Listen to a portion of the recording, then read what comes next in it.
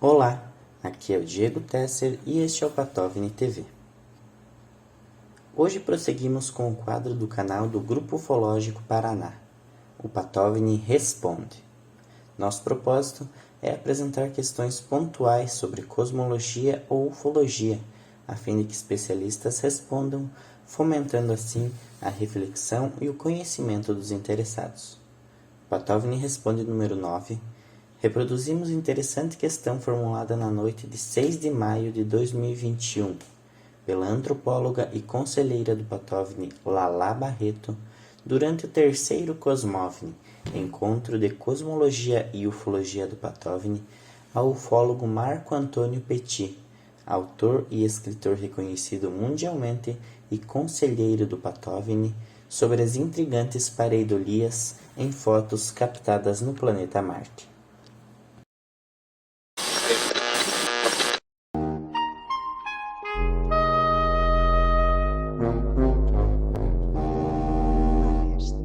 Então, o que eu gostaria de te perguntar, Peti, é que quando eu vejo assim várias fotos, né, de Marte, aquelas fotos que sugerem presença humana hoje, o que você pode nos falar sobre essas fotos? Você acha possível existir gente lá vivendo, caminhando no planeta?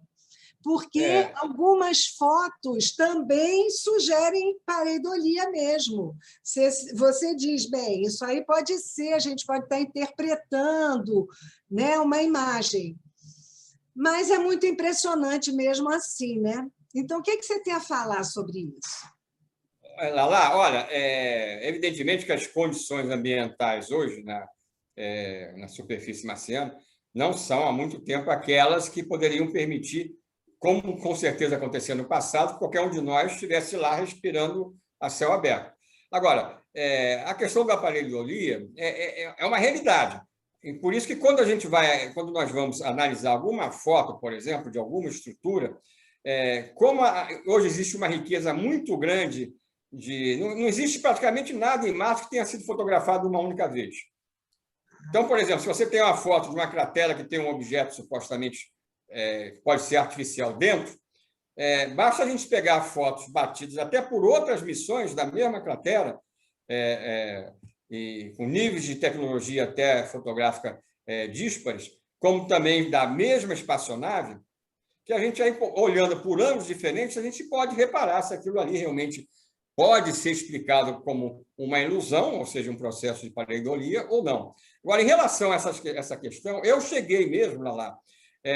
Existem 3 imagens que literalmente, eu tenho que confessar aqui que eu perdi. Né? Eu perdi, mas estão dentro dos meus PowerPoints em algum lugar. Só que a quantidade, como é muito grande, eu não consegui, num dia ou no outro, fazer uma busca. Porque existem algumas fotografias que eu tive acesso no passado, há uns 5, 6 anos. Eu cheguei a apresentar num dos eventos lá, dos primeiros da Casa de Padre Pio, um dos primeiros presenciais que nós fizemos lá. Antes até de você começar a frequentar lá. E numa dessas sequências, de 3 fotografias, batida por um dos rovers, dá para a gente perceber, devido aos ângulos diferentes, ligeiramente das fotografias, que havia alguma coisa aparecendo parcialmente escondido atrás de uma rocha. Alguma coisa que podia ser realmente um ser. Uma pessoa ou uma entidade com o nosso tamanho aproximado. Porque numa foto está visível, né? Numa segunda foto não está mais visível, ou seja, estava aparentemente totalmente atrás da tal rocha, que não era pequena, e numa terceira aparece, se não me falha a memória, na terceira aparece novamente alguma coisa como se estivesse parcialmente visível atrás dessa rocha, ou seja, como se tivesse metade de um corpo aparecendo, falando literalmente. Então, eu mesmo encontrei coisas desse tipo. E eu não tenho a menor dúvida, a gente já apresentou em outros eventos, quando falamos de Marte, também você conhece esse material, aquelas fotos dos rovers que aparecem com aquelas partes obscurecidas, bloqueadas por tarjas negras, retângulos, quadrados, que o resto da foto está perfeita, mas tem uma parte da foto que a gente não pode ver. Oficialmente, aquelas são partes, segundo a NASA, da foto que não se formaram por erro na transmissão, na hora da recepção aqui. Só que, por curiosidade, como eu também já escrevi no meu próprio livro sobre Marte, isso já em 2012 eu já falava disso, como eu já escrevi, esses defeitos, entre aspas, de transmissão, eles, por coincidência, têm acontecido quando tem fatos aparentemente mais importantes acontecendo à volta dos rovers. Nos dias, por exemplo, que fotos de fósseis são fotografadas e aparecem e são divulgadas, se a gente for ver as fotos na totalidade da página desses dias, das páginas, você vai ver que há uma inundação de fotos, literalmente, com bloqueios também. Quer dizer, como se a gente pudesse ver só parte da verdade, não pudesse ver totalmente.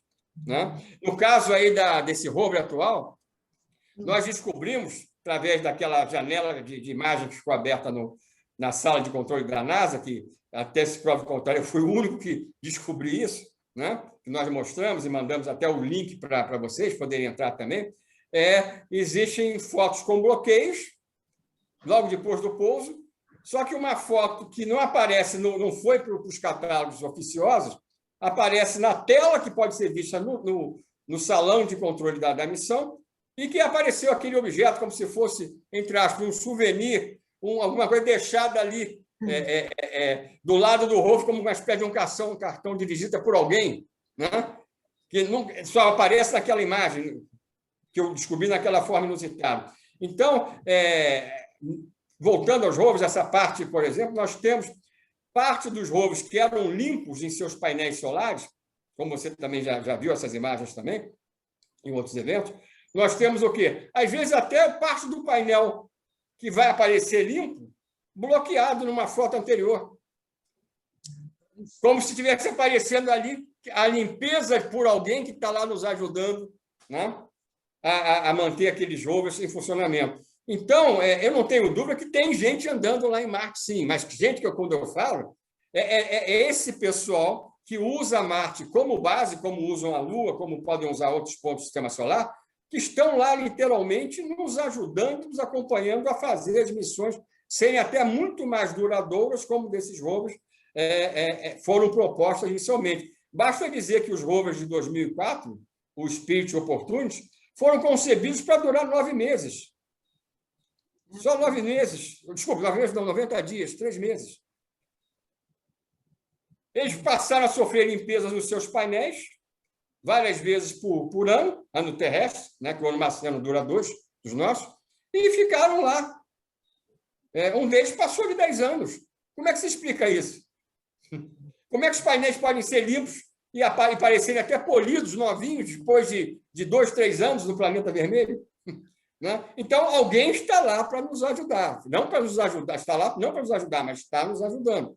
Então, é claro que não é impossível que a gente possa encontrar ainda em outras imagens sinais dessas presenças que, de maneira ou outra, a NASA, evidentemente, bloqueia nas fotografias, né? Porque é só o que faltava para explodir o acobertamento, aparecer lá o flanelinha limpando o painel solar do Opportunity ou